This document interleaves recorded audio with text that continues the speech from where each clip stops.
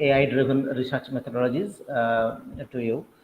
Dr. Sarkar is currently a associate professor, computer science and engineering department. He did his PhD from Jadavpur University in 2013, and he has 23 years of teaching experience and 12 years of research experience. So far, he has published 12 research articles in national and international journals, and he has conducted short-term training programs, automata theory, formal language, and compiler design, and attended many short-term courses. His research interest is in data mining, machine learning, big data analytics, and security, parallel computing, etc. So I shall ask Dr. Sarkar to present his speech before the audience. Sir, please. Thank you, sir, for your introduction about me. So I will not take much time around this one. So can I start my presentation? Yes, sure. Yes, Sure. sir. Okay, thank you. So let me share the slide.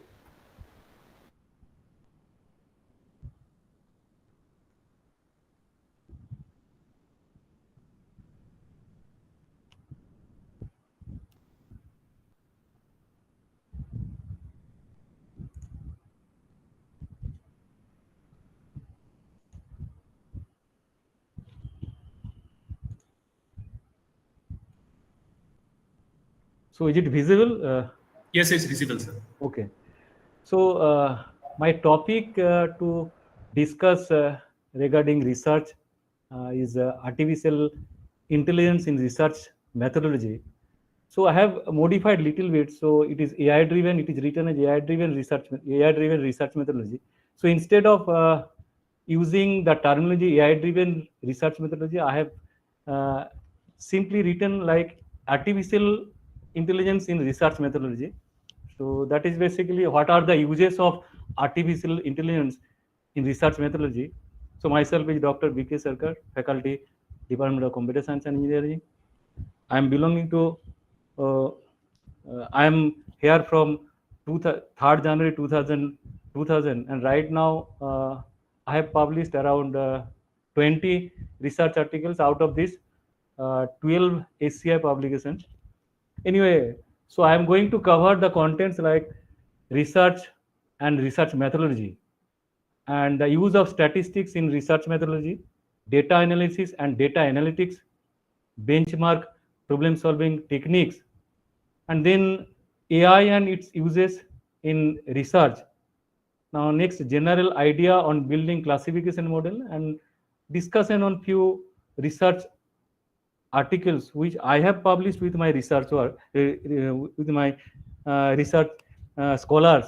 So that I'll discuss a little bit.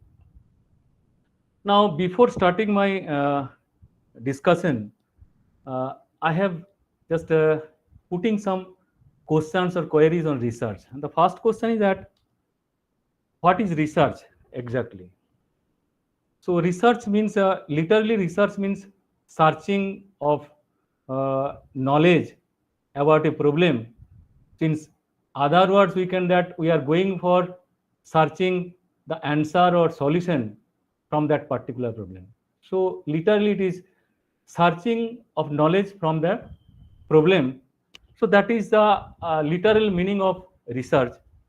Now next question is that, is it guaranteed to come out with a solution or answer? So definitely not that we'll get the solution or answer. We may not get the answer starting to research, starting to continue my research for solving a problem. It is not necessary that we'll get the solution or we'll reach to get the solution or answer. So we cannot ensure that we always will get the answer for a particular domain or for a particular, specifically for a particular problem.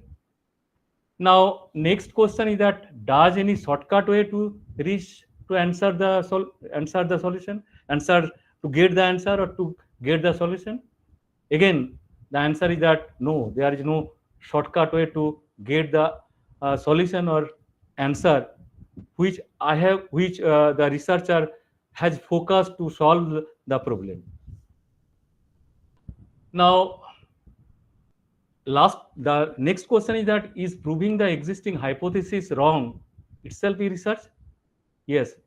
So suppose somebody has concluded or somebody has done some research about a particular problem, and he has made some hypothesis that this is the output of this current research, but some other people may do research over that problem, and finally he or she can conclude that the research which is already performed earlier, that may not be correct, so that may be wrong, so that may be treated as research also. So proving the hypothesis already stated by earlier research, so that research, proving that research as wrong is also a research.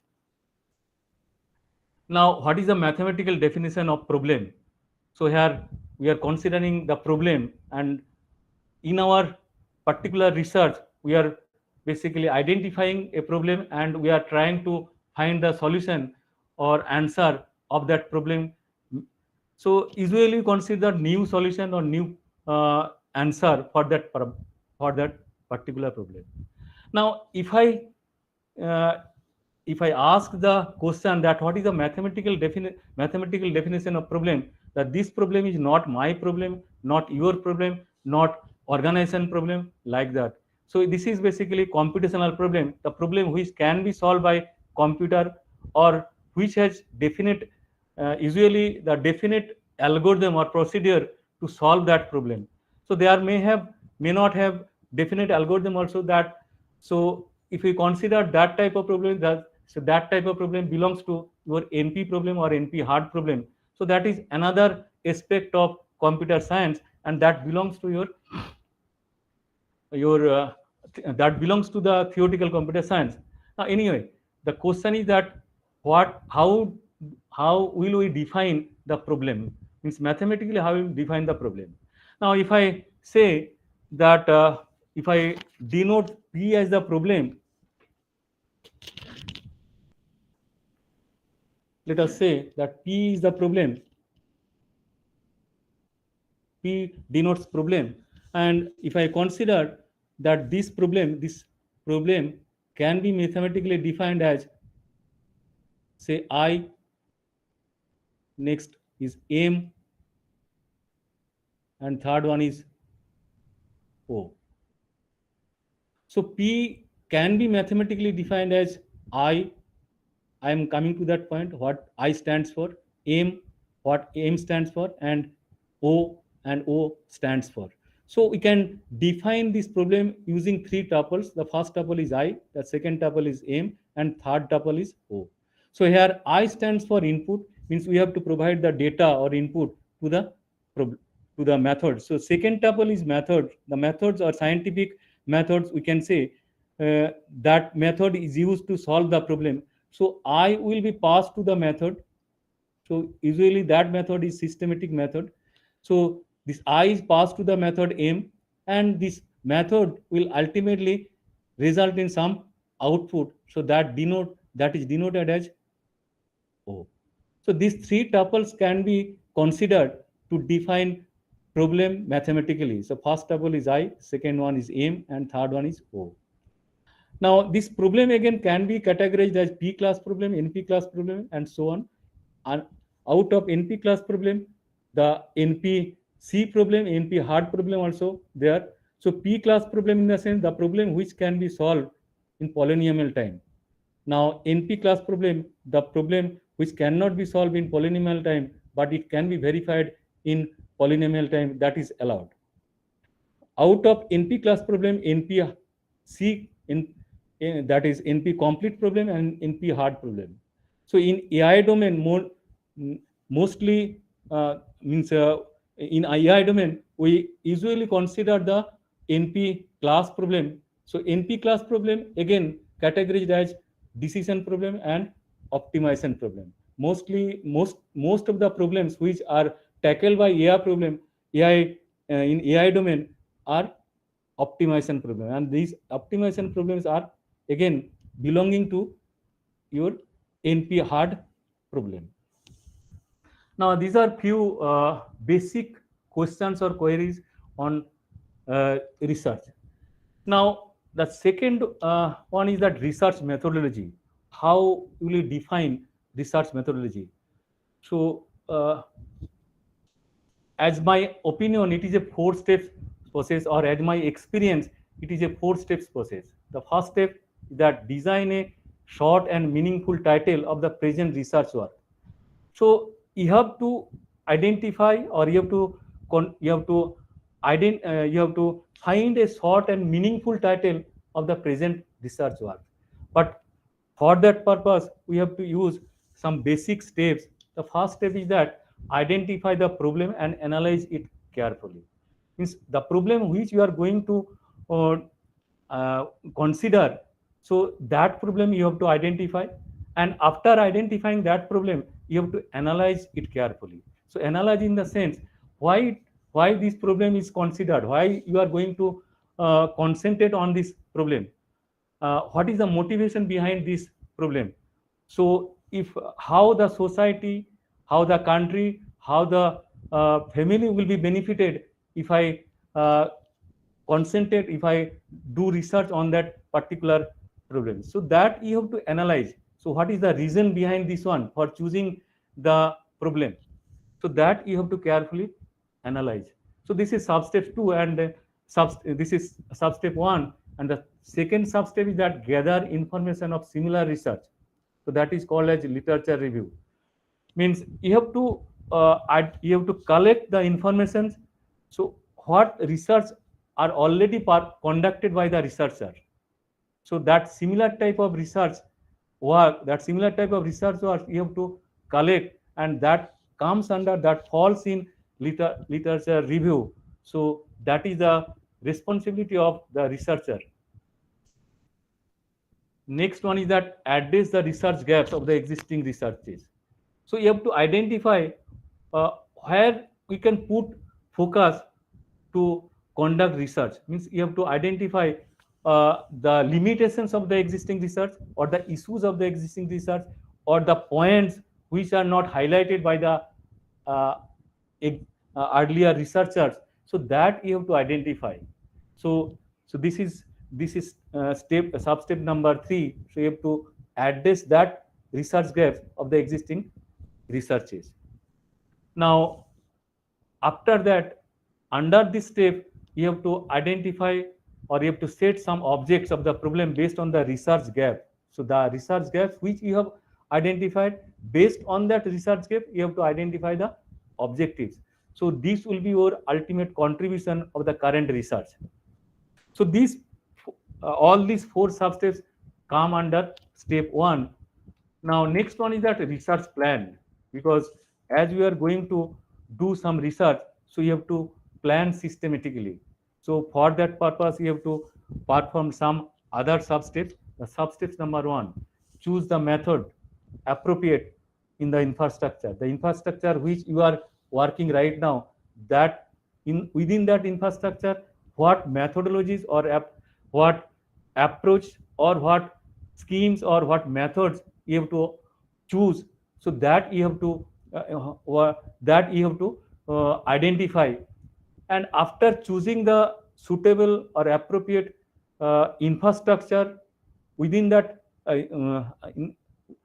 appropriate or suitable methods within the infrastructure, you have to collect the data. So that will be the input to the methods. So that data or input basically treated as materials for that methods. Now next sub-step under this step 2 is that develop new idea. So that is treated as new methodology. If it is not review work, if it is not case study, so if it is research article, then, or if it is research work, then your intention or your objective or your aim is to develop some new methodology for conducting the research. Now, next you have to proceed step by step to achieve the targets or goals or contributions what you have already set in step 1. Next, materials and equipments needed in each step that you have to identify. Now, step number 3. After that, you have to perform experiments over that using that proposed methodology, the methodology or process or the scheme or methods you have identified. So you have to implement that methodology, and then you have to perform experiment using that methodology. So for that purpose, you have to identify the experimental setups, means the system configurations, the software tools, how many times you are going to experiment, the statistics and matrices. Matrices in the sense to measure the performance of the proposed methodology or proposed work. So you have to measure the performance of the proposed methodology or proposed work. Intention is to check the reliability of the model. So before launching any model in the market, so you have to perform the matrices, performance measuring matrices. You have to measure the performance measuring matrices before launching the model. Otherwise, it will not be useful to the society. It will not be useful to the country. Will not be useful to the world also. Now, after doing that, you have to present the results or findings in proper way. So way in the sense tabular and graphical. Normally, if you consider the tabular or graphical representations. So in case of tabular or graphical representation, definitely we have to take the help of statistics. So some statistics I am mentioning here.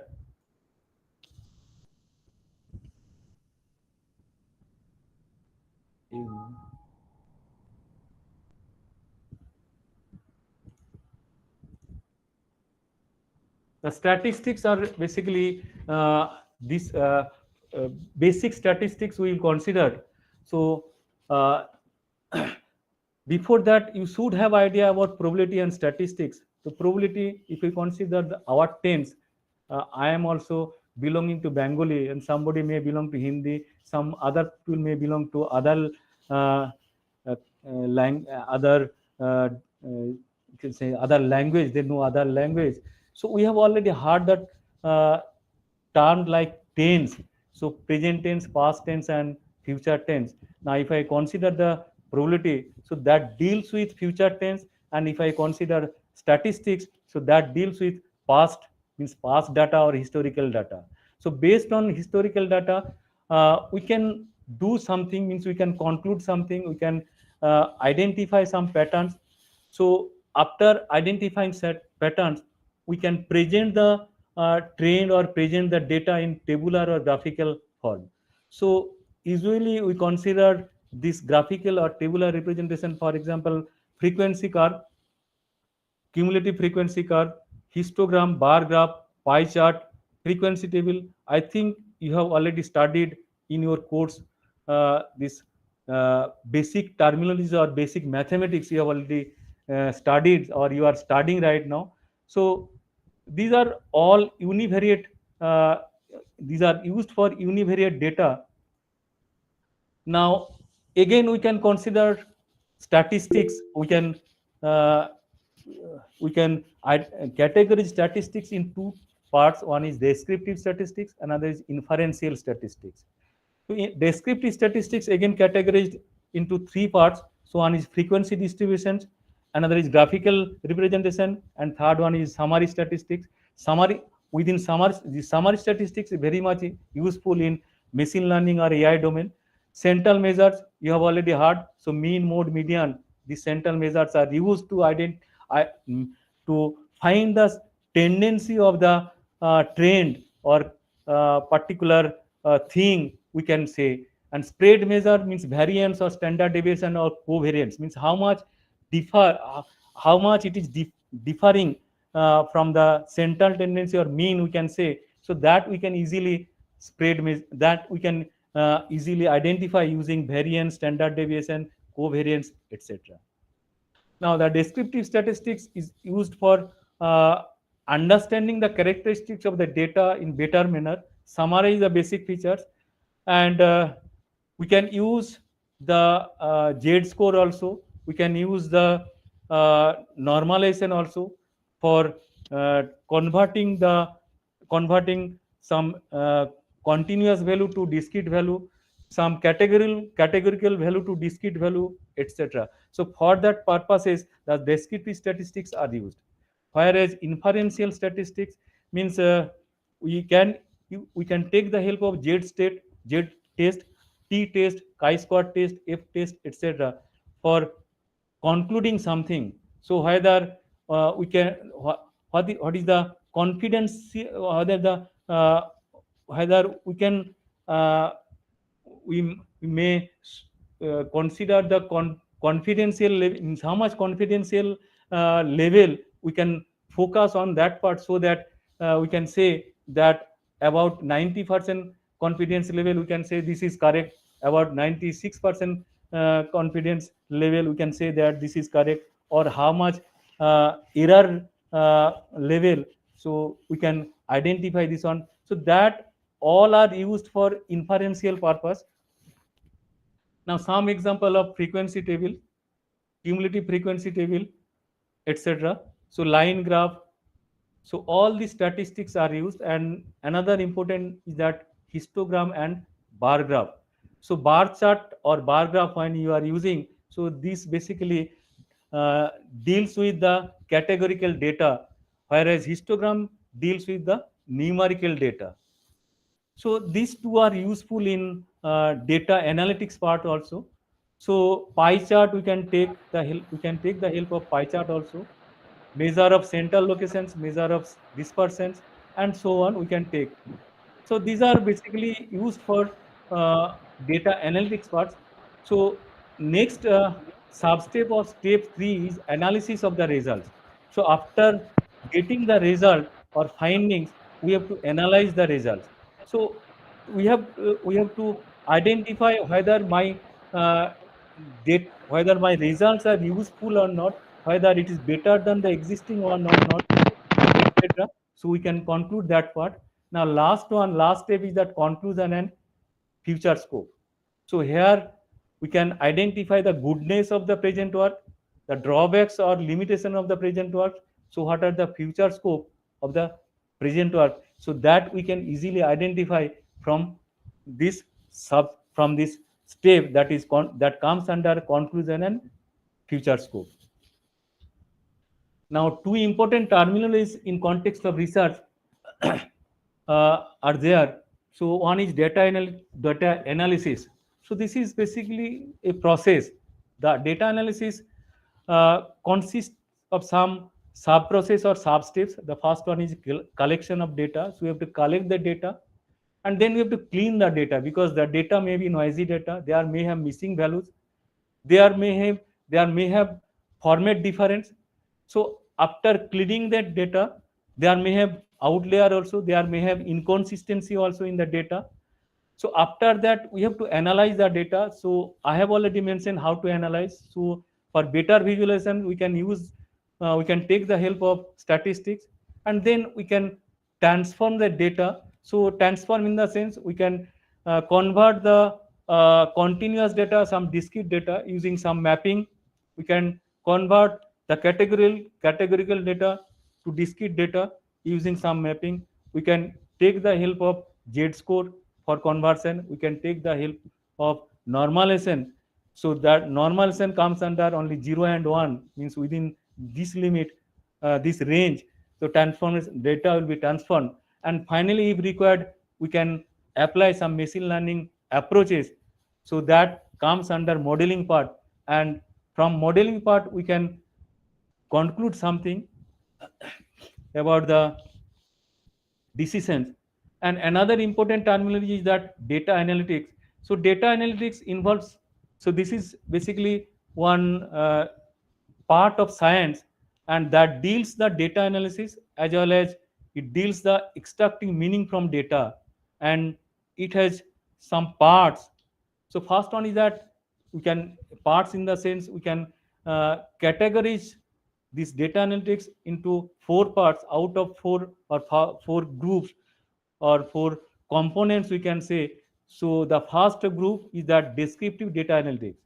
So from this descriptive data analysis, we can easily say that what happened, means what is the trend and pattern, and what is the relationship between two objects or two things we can identify. So for that, we can consider this link also. For example, I have published some paper during COVID, and this is, so you can identify this one. For example,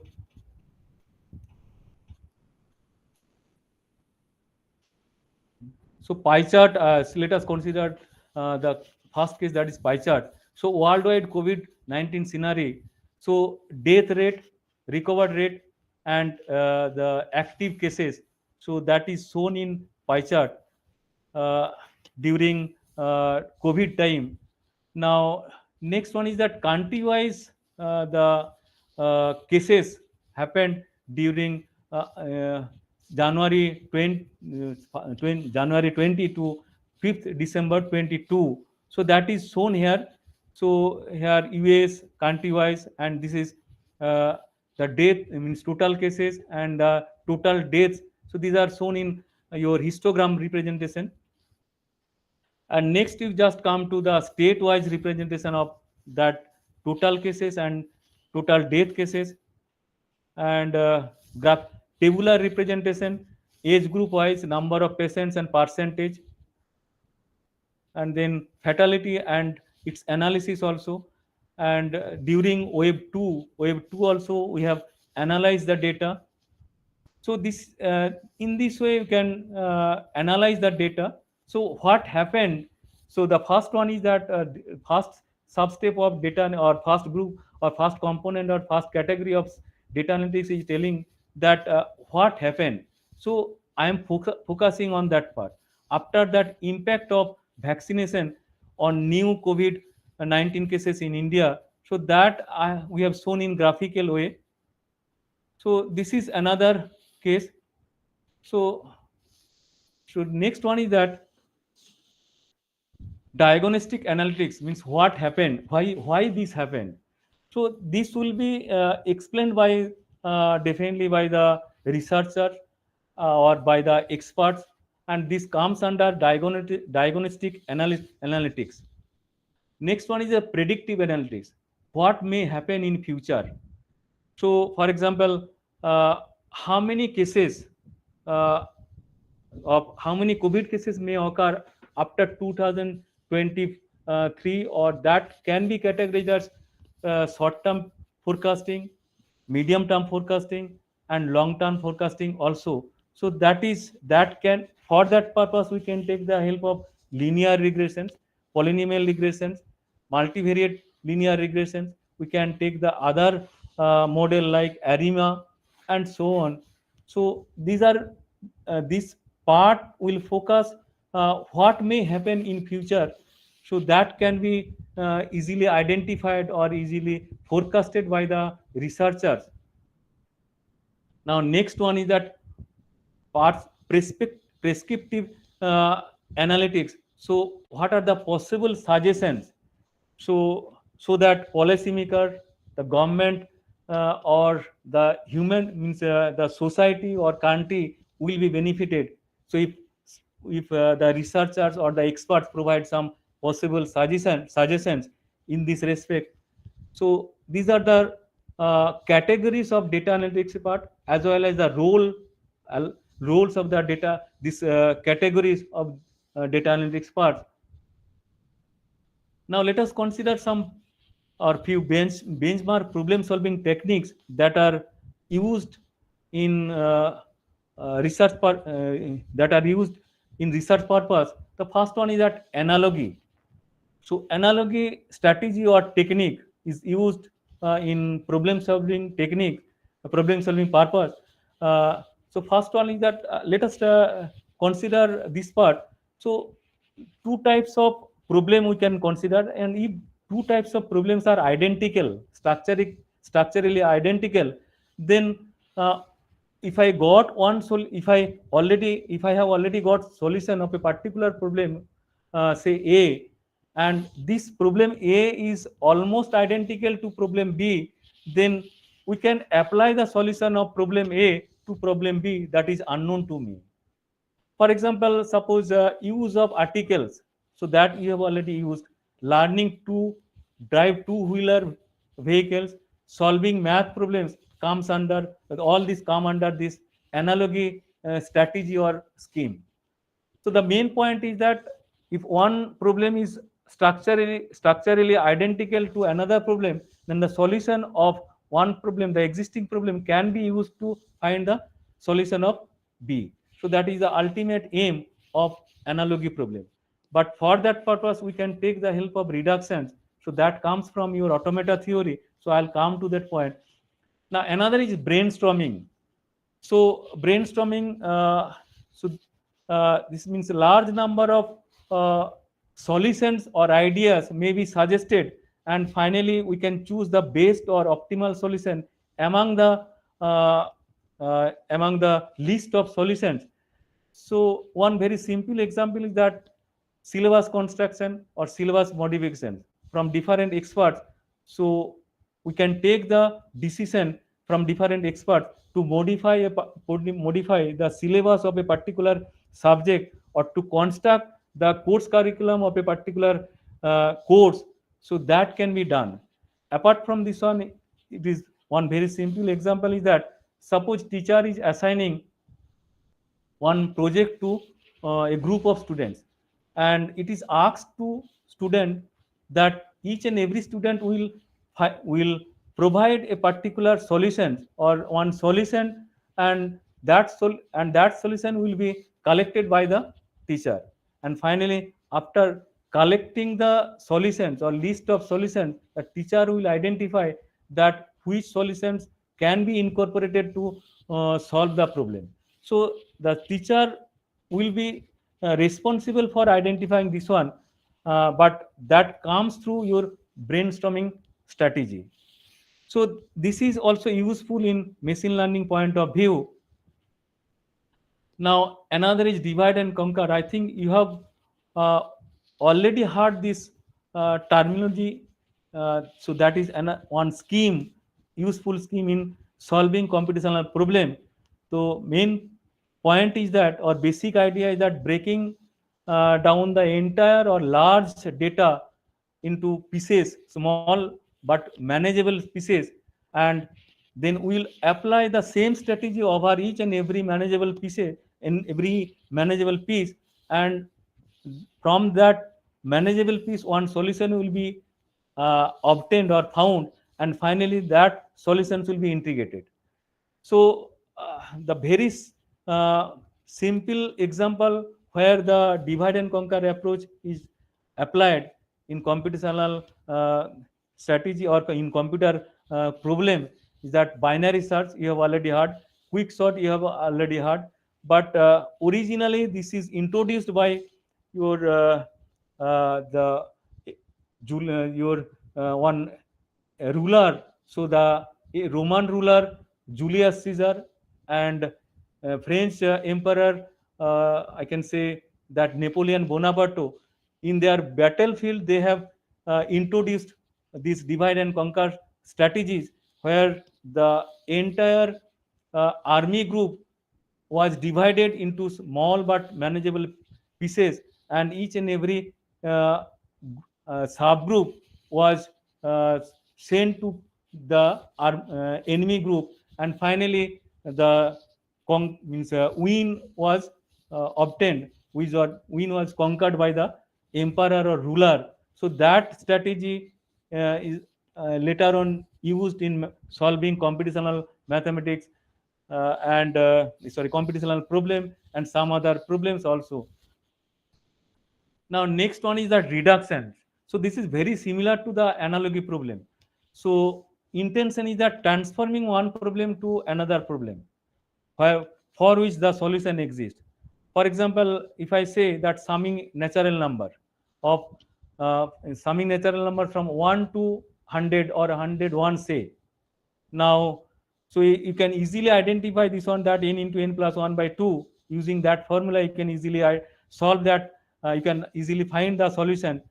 But if I say that summing natural numbers from 1 to 101 but not divisible by 3, so that also can be easily transformed or reduced, because first of all we have to find the solution from 1 to 101. So that comes that this series comes under your natural number, and for that purpose you can apply the formula like 1 n into n plus 1 by 2, and again the number which is not divisible. So for that purpose we can identify the numbers which are divisible first, and then you can subtract this uh, this sum, the number divisible sum and original sum of original natural number from 1 to 100, and then you can easily uh, get the solution.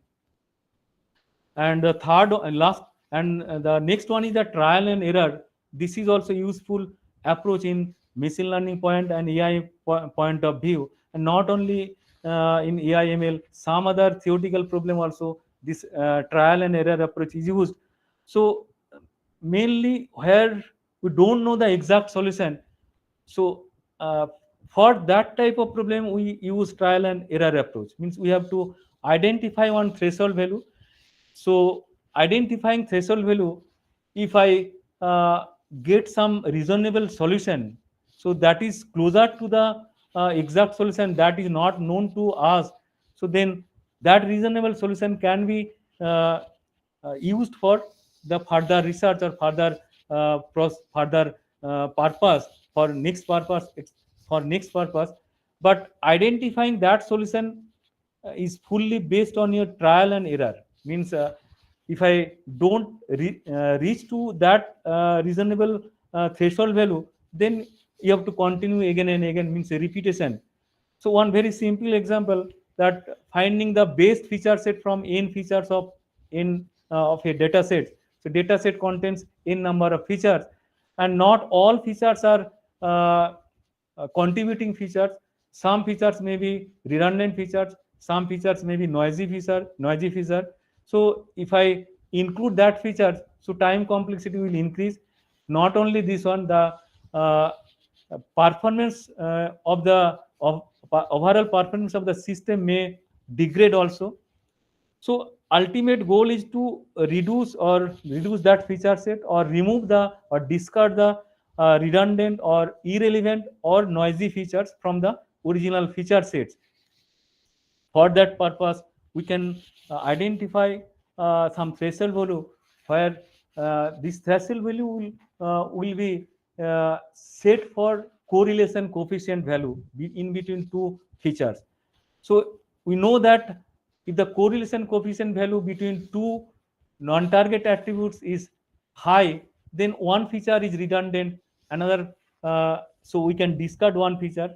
So we can set one threshold value in between non-target attributes for removing the dependency.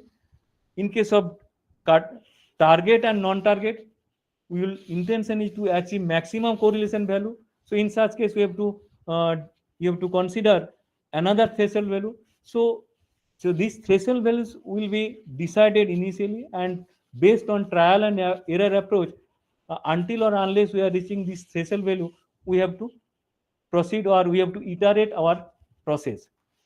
Now, another example in domain of machine learning, that finding the base training set. So means huge number of data may be there, but intention is to the base training set you have to find out, so that your model will be effectively learned, or your model output will be based output. So for that purpose you can decide the trial and error approach also. Now next one is that induction and deduction. So this is very much useful in AI domain.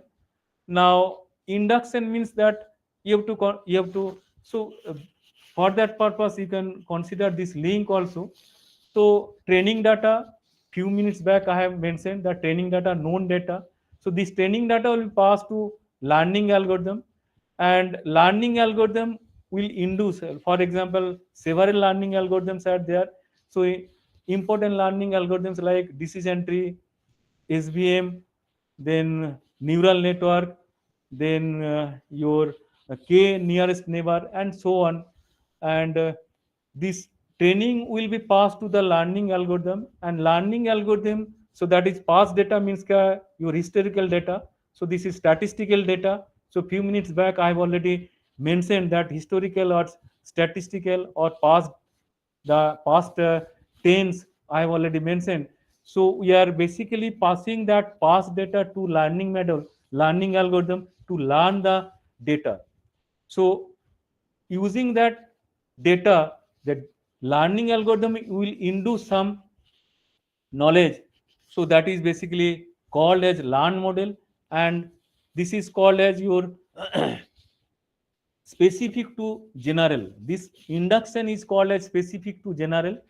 And after that, so this specific, I'm coming to that point, the specific to general, and then this part or learn model or gain knowledge will be applied on test data. So that is unseen data or unknown data that will come in future, and that knowledge will be applied on unseen data or unknown data, and ultimate goal or intention is to predict the unseen data.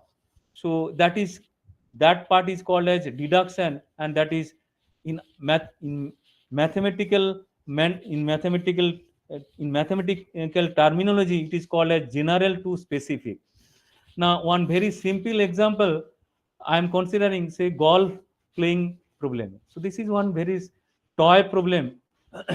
So this is used for research purpose, say, and so these 1, 2, 3, 4 are non-target attributes, and this is the target attributes means get decision making. For decision making, we are using this target or class attribute, and these are non-target attributes. These non-target attributes are used to describe the data. These are the instances or attribute values corresponding to outlook, corresponding to humidity, corresponding to temperature, corresponding to windy, and finally decision. So all these instances are with the researcher, and instances along with the non-target attributes as well as target attributes. So this data set is passed to the learner, say any learner, say I am passing this data set to learners, and my learner is a decision tree learner, and this decision tree learner based on this data set has identified these rules. This is my specific to general. So I have considered, means the decision tree learners have identified these four rules, and these rules will be applied on the unseen data. So my unseen data is, say, this one. The if outlook is sunny and humidity is normal, if temperature is mild and wind is true, then what will the playing decision? Means golf playing, whether on that particular date golf can be played or not. Now I am putting here question mark. So you can use this general knowledge. Specific means my data set, original data set, that is past data set, and this is my general one, generic case. So these 5 rules come under your uh, general part. So this is my gain knowledge from the data set by applying the learner decision tree, say. So I am not going to discuss in details decision tree. I think that you have already studied decision tree. This is popular learner based on greedy approach, and usual in case of decision tree learner, the statistics entropy is used. I think you have already heard the concept of entropy. So this is basically degree of doubt. So intention is to reduce the degree of doubt. Anyway, I am not going to discuss in details. My unseen data is there, this one. Now you have to choose these 5 rules one by one. Now let us consider if outlook equal to forecast, overcast, No, outlook here is sunny. So sunny is matching here and sunny is matching here. Now humidity normal, humidity high. So we can discard this one. So definitely our playing decision will be yes, because it is the second rule is triggered here, and I we can easily conclude that output will be the playing decision. This is very simple example. And next, we just come to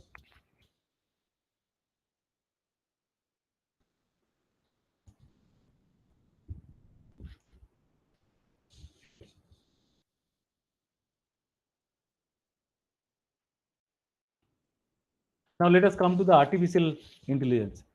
Now, what exactly artificial intelligence and how it is evaluated or how it is originated one by one. So this is a general purpose technique.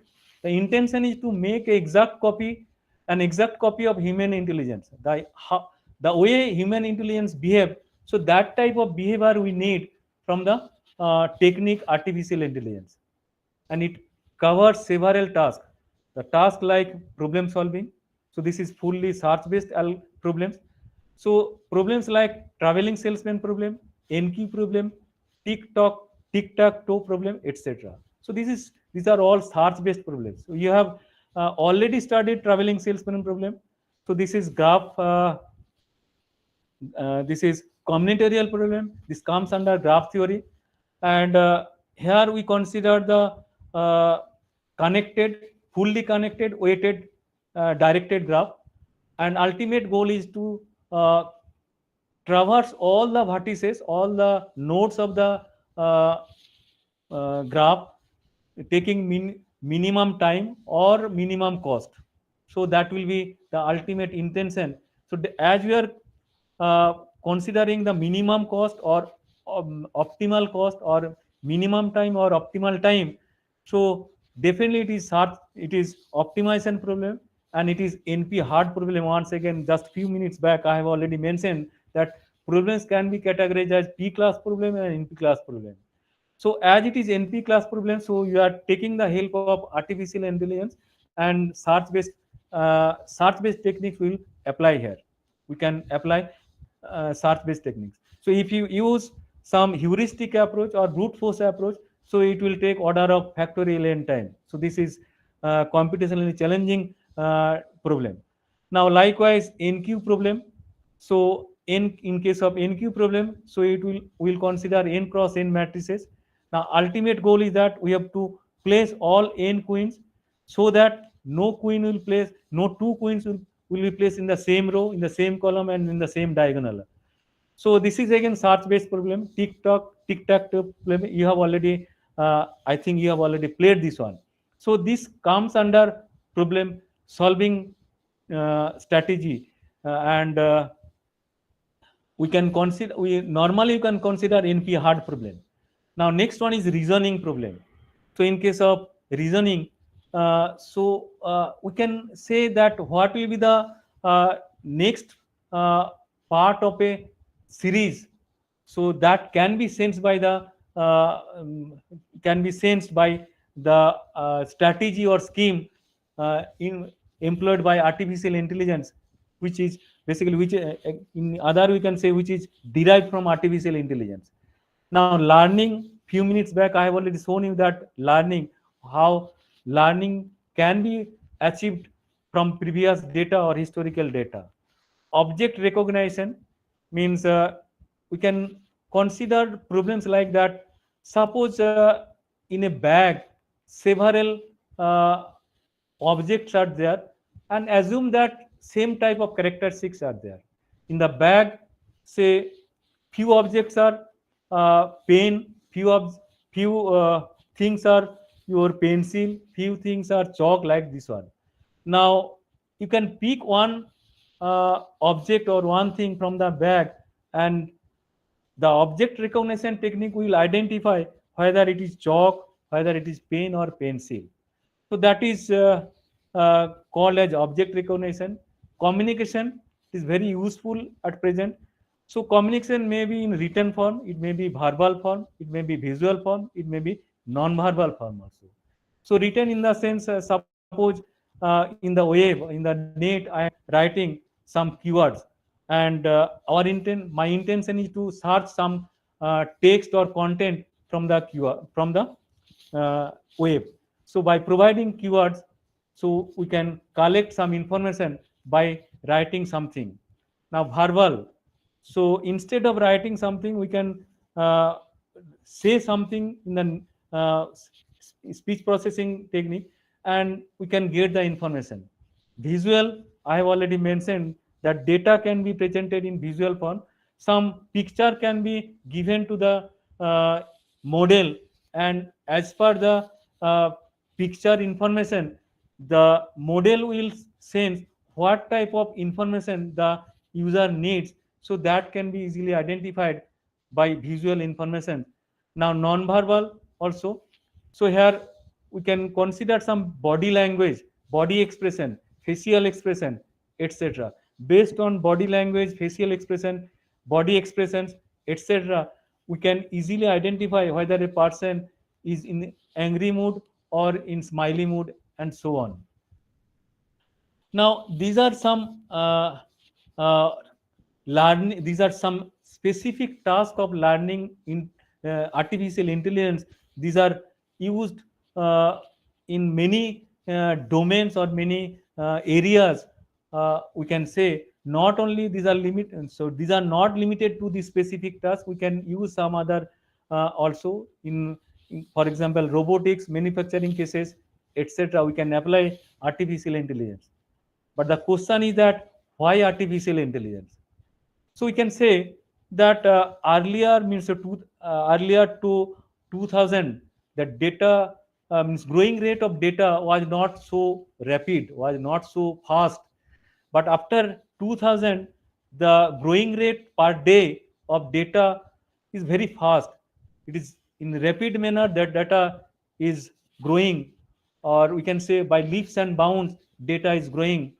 So the reason is that the growth of social media, increase of multinational companies, CCTV camera, sensors, the online shopping, weather forecasting, education, etc.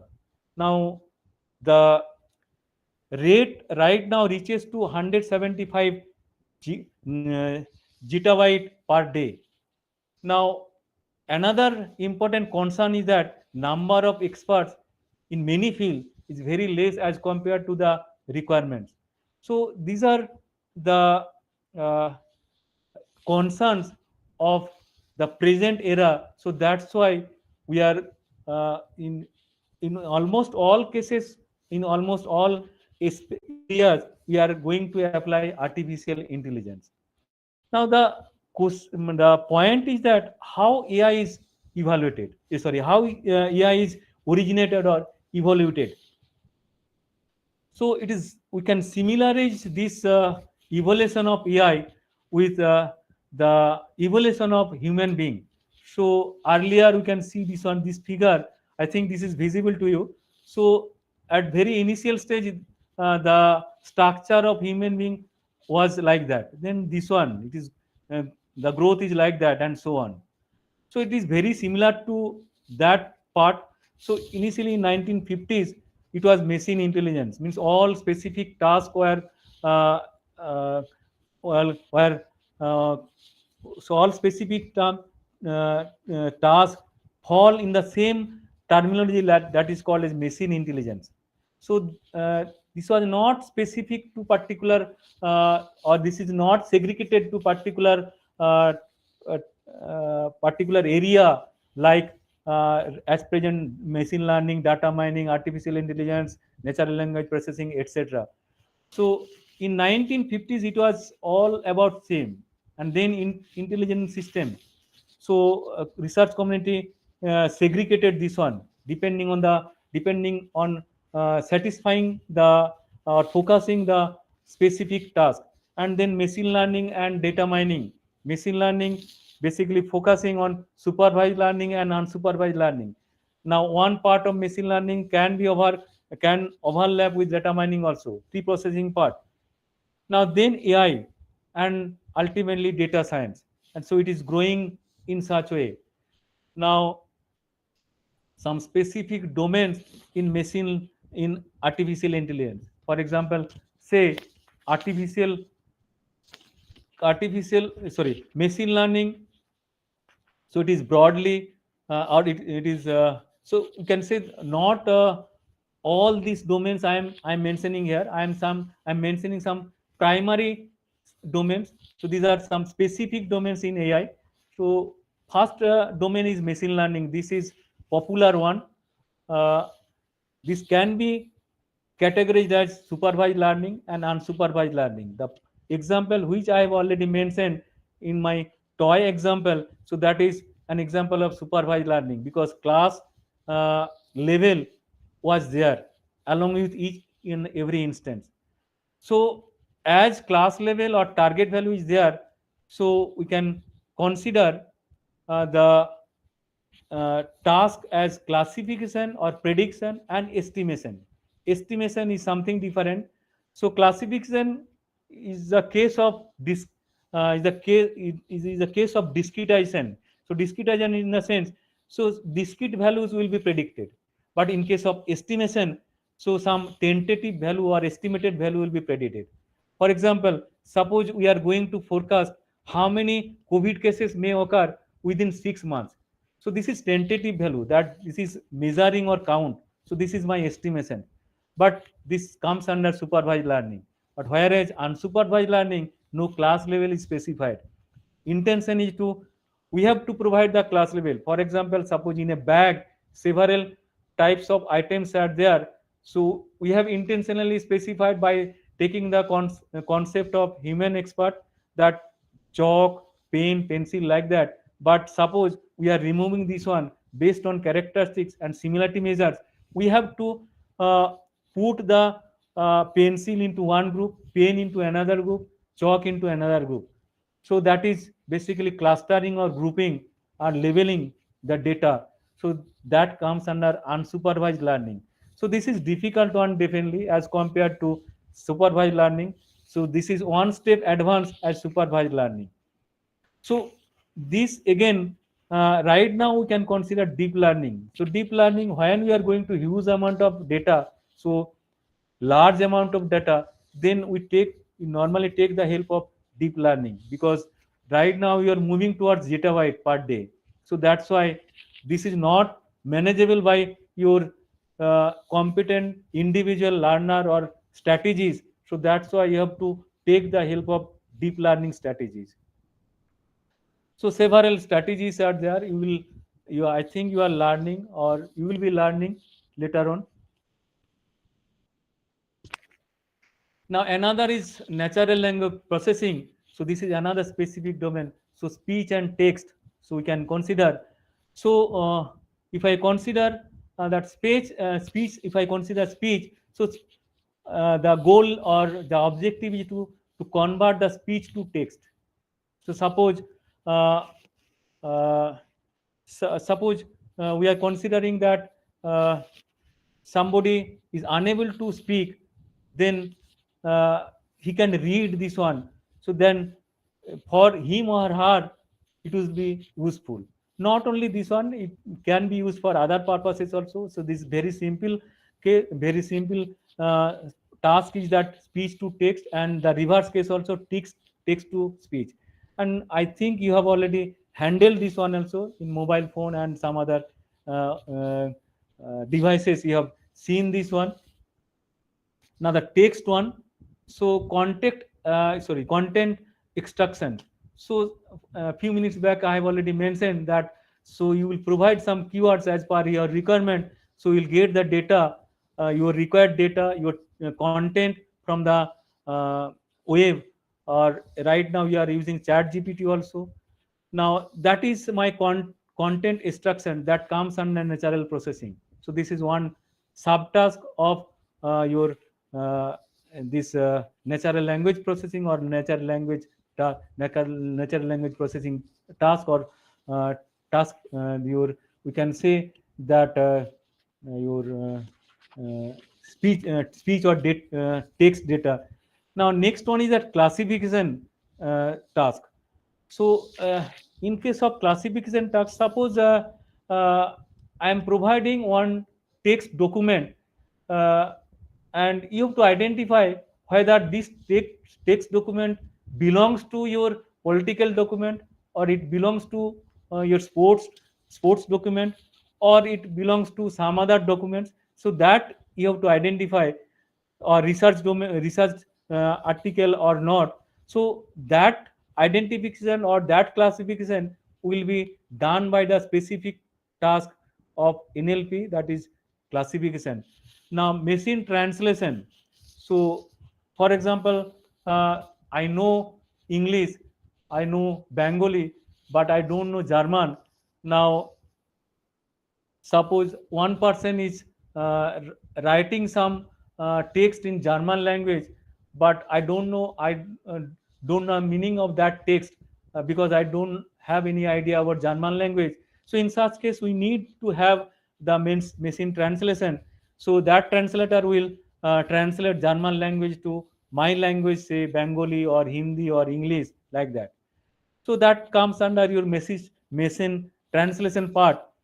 Now question answering, so it is very useful right now. So one text will be given to the language processor, and this language processor will identify some keywords, and based on some keywords, so it will make some questions, and as much as possible you'll try to answer the possible answer of the corresponding questions, and that will be provided to the students, and finally it will be evaluated. So that makes easier, that reduces the time by making or framing the questions. And now text generation also. So right now you have already heard the chat gpt, the concept of chat gpt also. So we can take the help of chat gpt to generate the text also. Now image recognition, so this comes under computer vision. So what time, if we provide some image, so what is the category of that image, so that can be easily identified, but definitely you have to provide the characteristics corresponding to the image. Now machine vision, so for example, where the defect or fault existing in the machine, so that can be easily identified by the machine vision, which may not be possible by human being. So it makes easier, it makes simpler also to detect the defects or faults of the machine. Now robotics and machine manufacturing optimization techniques, for that purpose also AI is now playing great role. Now some AI based research tools. So the first one is that some you can collect some information as well as data. So for that purpose we can use a plagiarism checker. So some examples is flag scan, quit text, copy scab, authenticate, similar duplicate checker, etc. So one example I am showing here. So, so that is right now I am writing one paper. So hybrid forecasting model in pandemic prediction lesson from COVID-19, and my similarity index using the uh, authenticate is this one. How much similarity index is 10? So that can be easily identified, because some means because in most of the journals need the similarity index below 10 or below 12, like that. So we can take the help of this plagiarism checker, that whether my similarity index with the existing research is there or not. If it is there, then how much similarity index is there, so that can be easily identified. It can be measured by using some plagiarism checker. Now so Grammarly, so it is an online writing assistant also, and it can be used for plagiarism checking purpose also. So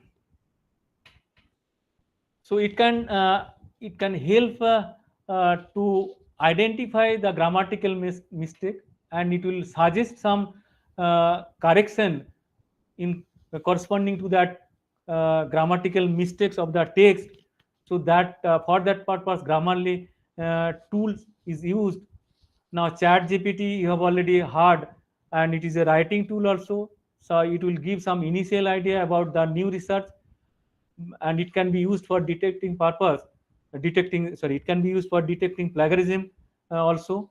But the thing is that as Chat GPT we are using highly, so our thinking power is right now uh, degrading. So my suggestion is that we'll try to avoid this Chat GPT, because the new generation, if the new generation applies this one, then his or her thinking power will be less, or it will be uh, decreased. So that's why this is my suggestion. But if you use for fruitful purpose, then definitely it is good. Now, elicit, another one tool is that, so that is based on large language based model, LLM, and ultimate goal is to find the relevant papers of research based semantics. So meaning will be considered uh, by the illicit tools, and based on the meaning of uh, my hypothesis or statement, it will identify or it will extract some relevant papers from the web, and after that it will assist to extract details from papers. So what are the contents of the papers, so that will be ready for the uh, uh, researchers, and it will organize the information or uh, important information in tabular form. So that is the ultimate goal of illicit. Now, here we can use the research rabbit connected papers to find the similar research papers also. Now, another is that consensus. So, if I provide some questions to these tools for my research purpose, then it will uh, accumulate this answer in a certain form, or certain table, or certain part, so that it will be easier for the researcher to highlight the points. So that will be the goal of consensus tool. So that comes under also AI domain. So now scholarly also, so it is highly used to summarize the key points of the present paper. So you have written one paper, now finally you are unable to suppose key points, so what are the key findings of the papers? So in such case you can take the help of scholarly. You have to upload the research paper uh, excluding the uh, uh, your references or some other parts, introduction, etc. Otherwise, it can be hacked by some other people, so that it can easily summarize the key points of the papers. So this requires at the end of the paper. Now, so we can use large data for handling uh, large data or huge amount of data. We can use some tools like Hadoop. So this comes under your distributed file structure platform. So right now the data is very large, means volumetric data is there, so storage and computational concern is there. So that's why we can take the help of Hadoop, Spark, etc. So it will reduce the storage concern, and it can easily handle the huge amount of data, and reduce the time, means because it comes under parallel or distributed, sorry, it comes under distributed platform. So inbuilt programming language is programming model is there, that is map and reduce. Map in the sense the same instruction will be mapped to distributed data. So again this again comes under divide and conquer approach like that, and the same instruction will be applied on the data, and one solution will be obtained, and finally it will be integrated by the server. So it comes under client server model, and time will be reduced, and ultimately we are able to handle huge amount of data or volumetric data. So one tool is Hadoop. Rapid miner also you can use. MongoDB. So it is no structured query language. So if the data, most of the data are unstructured data or semi-structured data, not structured data. So that's why it is very difficult to handle unstructured data. And in such case, some tools like MongoDB, etc., we can use. Now, one research paper that this is my research paper. Now, a class of regression-based forecasting models for COVID-19 cases in India. So, I have identified this model, this forecast. I've identified this task or the model, the problem. So, the problem is that we have to forecast the models for COVID-19 cases. So for as we are going to forecast the model, so we are basically counting numbers, means how many COVID cases may occur within 3 months, within 6 months, within 3 months means short term, within 6 months say medium term, so beyond 6 months say long term. So this type of forecasting models we can design. So my point or my target is to design medium term forecasting model. Now for that purpose I have collected some research articles, what the researchers have conducted research over that statement or hypothesis, and then we have identified some research gaps. So we have we myself and with myself with my research scholar have identified that uh, most of the research articles are focusing on short term but not focusing on medium term. So that's why we have tried to uh, mod- we have tried to design on for regression based model, regression based forecasting model. Now we have identified the research gaps I have already mentioned in the first step of the research methodology. Now next one is that accuracy point of view. So we have studied this one, that RMSE, one statistics, the root mean square error. So that root mean square is not up to mark, not it is questionable. So that's why we have focused on that RMSE also. Now keeping this or identifying these uh, limitations or addressing these issues, we have tried to start to design the article as design to article considering the research work. So what will be the ultimate goal of this one? So it will assist the policymakers to adjust or to take decision to manage the situation that may occur according to the model.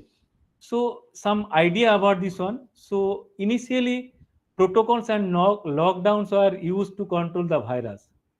Then comes medicine and vaccinations. So these medicine and vaccinations are not the proper medicine or vaccination. Later on, we have means the uh, doctors or pharmacists have designed the medicine and vaccination, but parallelly the researchers tried to design the forecasting model and detection model. Forecasting model in the sense that how many, once again I'm just reminding, forecasting model and detection model or classification model.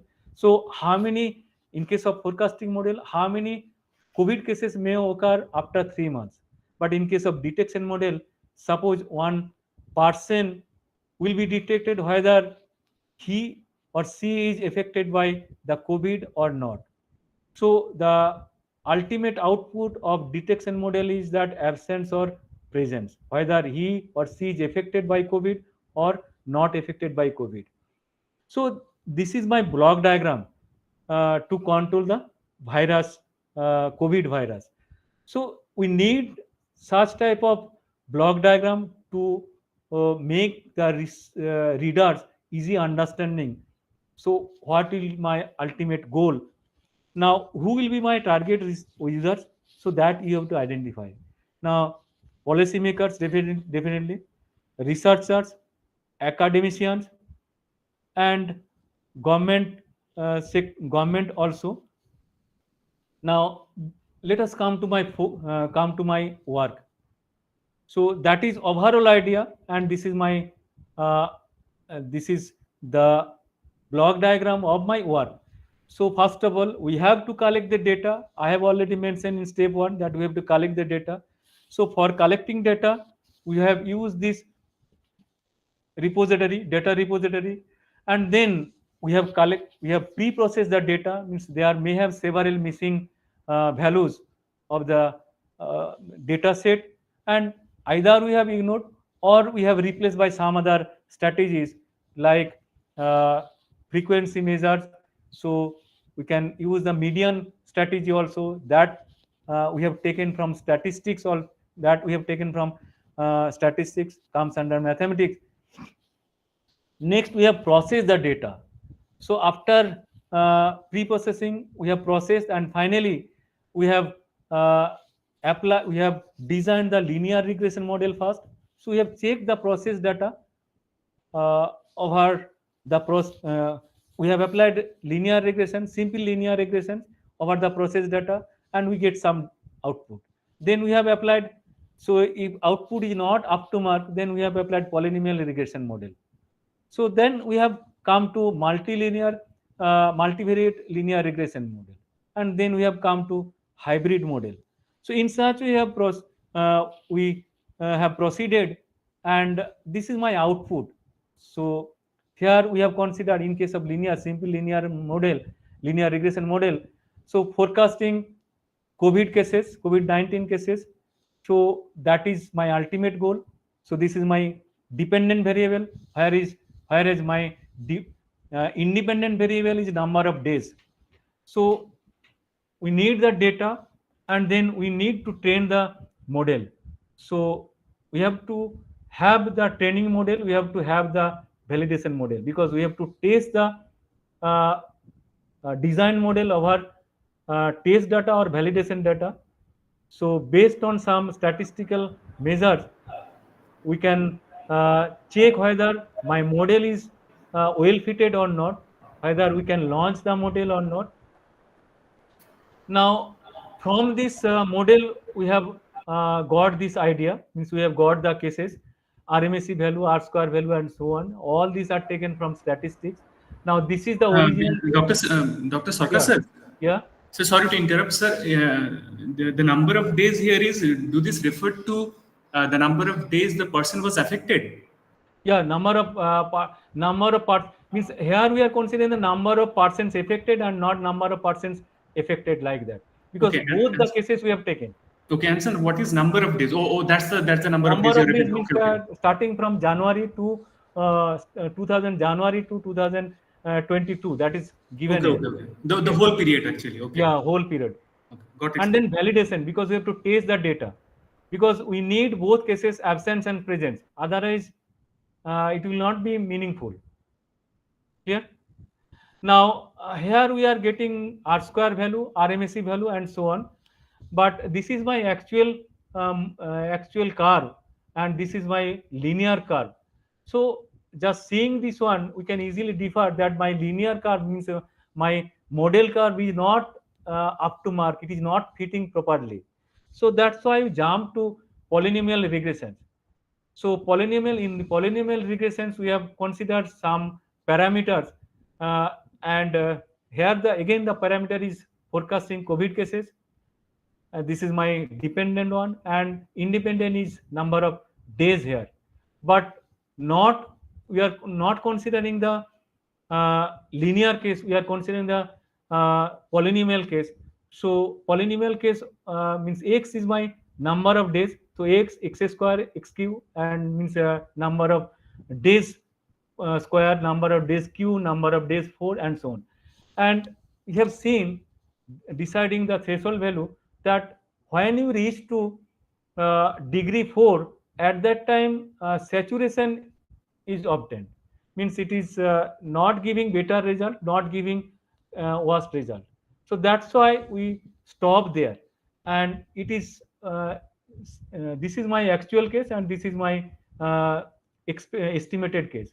And from the figure graphical presentation we can easily say that it is matching almost, but this is my peak, in this peak it is not matching.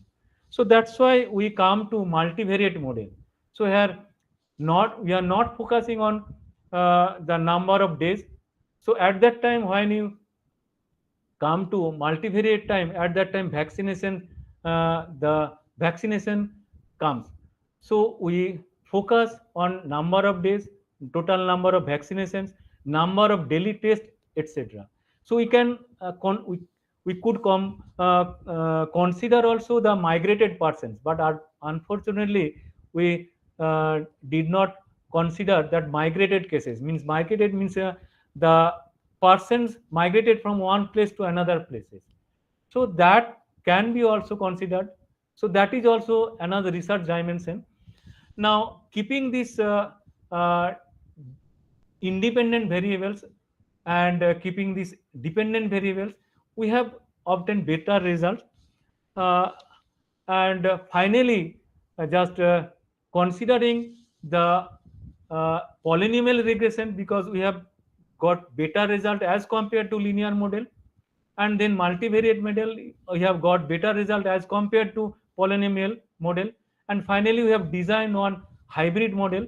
And this combining these two, but training set is same and validation is same, and finally we get this result, and this is better than the better than both the models, polynomial model and multivariate model.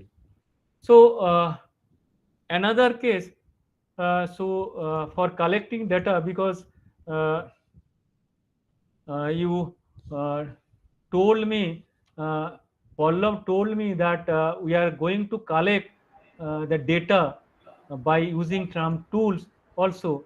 So for that purpose, I have designed one tool. So this is a different problem. That problem is that, so I am just showing this problem.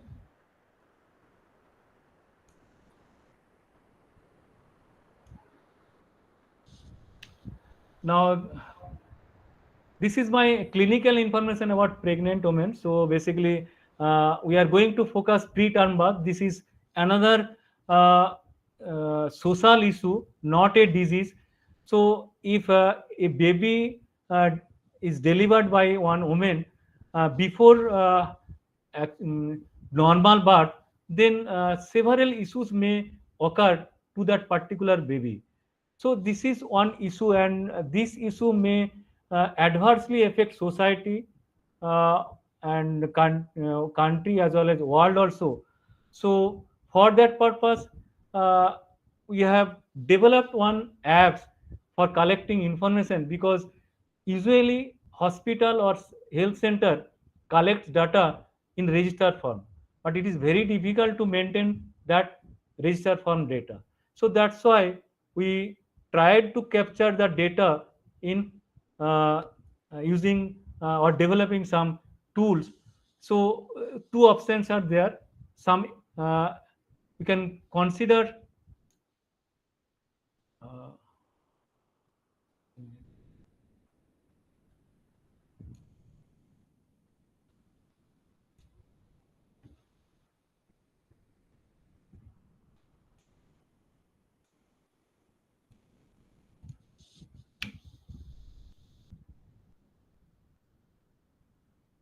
so we'll put the data. For example, suppose you create a new entry.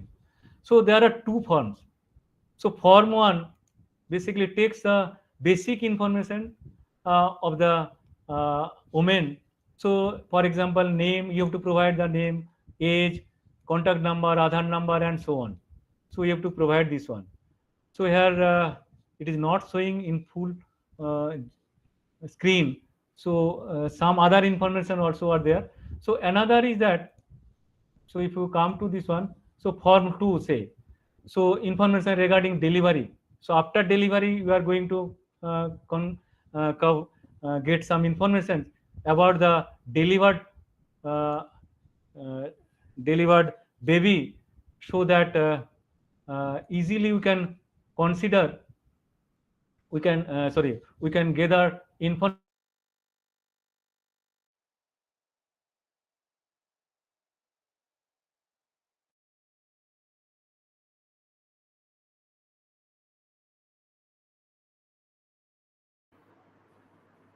Ali বাবু আপনি আছেন? আছি। ওকে ওকে, উনি তাহলে left হয়ে গেলেন, মানে কি হলো জানি না। কে লেফট হলেন? স্যার বলছিলেন হঠাৎ করে। ও, ওনার তাহলে কানেকশন প্রবলেম হয়তো কিছু হয়েছে। এসছেন? এসেছেন, ওকে ওকে। I'm audible? Yes, yes, sir. Yes, sir. Okay. So my point of saying that our student as well as your student can develop such type of apps also for collecting data, so that society will be benefited. So what is the ultimate goal of collecting developing such type of apps, so that data can be collected, and that data can be reused for research purpose, as well as for maintaining the data, so that data will not be lost, data for the purpose of security. So that is my ultimate goal of designing or developing such type of apps. So if you have any query up to this discussion, then you can ask me. I'll try my best to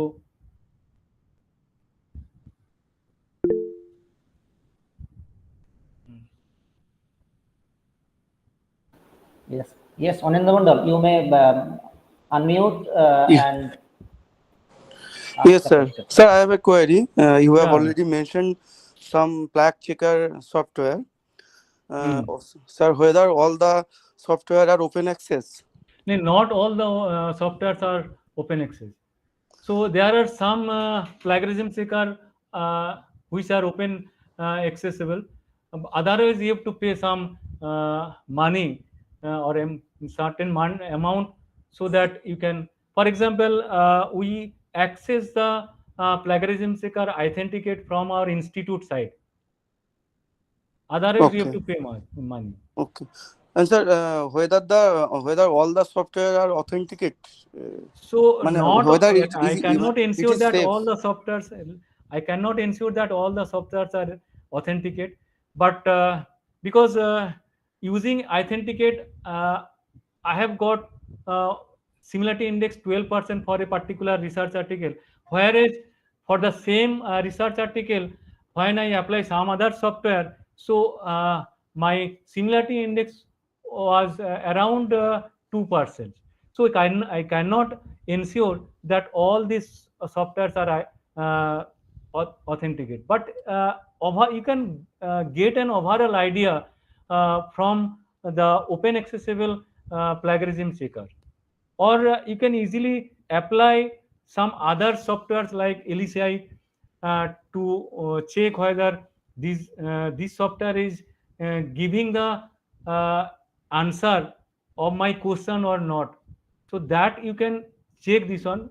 Unfortunately, I have not tested all this one, because all these are not applicable to uh, uh, faculty person of BIT Mesra. Okay, sir. For open access, those software which are openly accessible, which one is the best as per your recommendation? So you can use this one, because flag copy one I have already mentioned this one.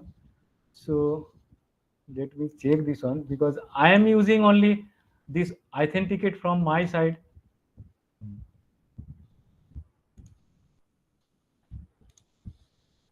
So I am using authenticate, but this is paid one. But flag scan, I can suggest that flag scan, if it is open accessible. Copyscap, I think it is open accessible. Otherwise, you can mail me. I can provide you some link, so which are open accessible, because one of my students is working and he's staying at remote place, and he's checking this one without applying authenticate. So I can collect that information and I can mail you, so which are Okay. open accessible. Okay. Okay. Thank you, sir. Thank you very much. May I add something? Yeah, sure. Actually, I will suggest to Ananda Mandal, you may use Turnitin. Turnitin. Yeah. Thank you, sir. Yeah, Turnitin. Turnitin is a software which you have to pay only 1,400 for 1 year. If you subscribe individually, you have to pay only 1,400 for a year, and it works fine. You know, Turnitin is very good software, and probably the best. Okay, sir. Sir, thank you. Thank you for your information. So if any other question from the participants regarding how to proceed research, how to conduct research work, so you can ask or you can mail me, because mail ID is with Pallav, and I think it is with principal sir, and he can supply to you. Otherwise, you can collect mail I ID will from share email website ID. also. So Give it I to will chat be box, sir. happy if you contact through mail, because I want to explore my research work also with students also.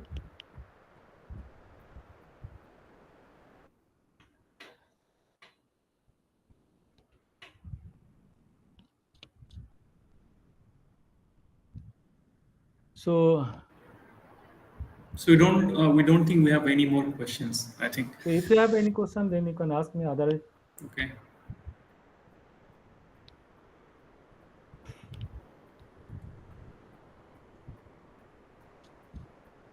So how long it will be continued? So whether No, so the time is absolutely perfect. Actually, you did end on a very perfect time. Okay, It was nice. yes. It was about 1 hour 30 minutes. Okay, no issue. So actually tomorrow is Rakhi, but we don't have holiday, so this is restricted holiday. So I have some other academic activities. So that's why I told Yes. Pallav to switch my lecture to Sunday. So can I leave? So can Ali Babu, so Yes, sir. You may leave, and no, wait, sir. I must thank you for this. Just to give me a moment. Okay. You gave us your valuable time out of your busy schedule. Thank you so much, sir. Thank you for your presentation. Okay. It was highly relevant as the students who are currently in their third year, they may be going for research in the final year, and in this context, this presentation might have given them some insights. Okay, so we hope to hear more from you in our future endeavors, sir. Thank you for so much Sure. for No joining issue. with us. Thank you so much, sir. So I'll be here. But if you conduct the session in weekends like Saturday or Sunday, Definitely. so that will be better for us also. Definitely. It's Sir, not only for me, and some other faculty members can share Sure. their work also. Yes, definitely, sir. Definitely. Okay. Sir, Dr. Simachalam Naidu Turley Yes. has raised his hand. Probably he has a question. Yes, sure. Sir, good evening, sir. Good afternoon, sir. Good evening. Yeah, very nice presentation, sir. Very impressive. Okay, thank you for your And I request you to share the presentation, sir. Okay. Thank you for your Yeah, we have actually recorded it. We are streaming it live on YouTube. We'll share that link to Oh, you. Okay. Okay. Thank you, sir. Thank you very much. Okay, thank you. Thanks. Thank you to all of you, those means student community as well as faculty community as well as respected faculty members also. So thank you once again, and I'm leaving. Thank you so much, sir. Thank you so much. Okay, Thank you so thank much you. for your time. Thank you, sir.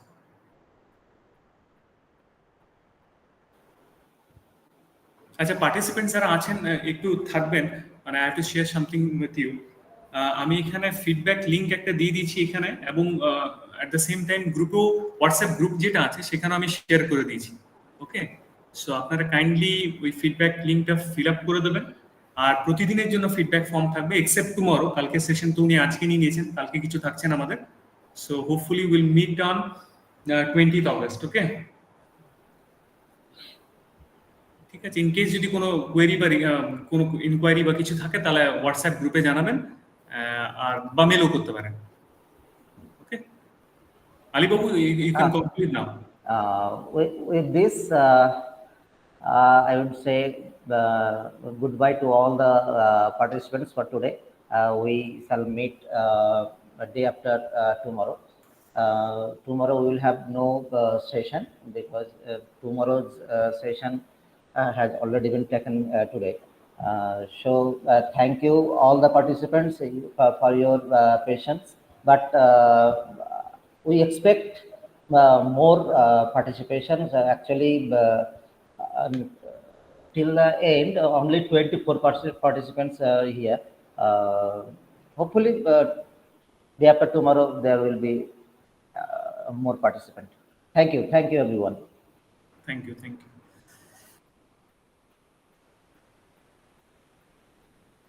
Thank you, sir. Bye. Bye. Thank you so much, sir. Thank you.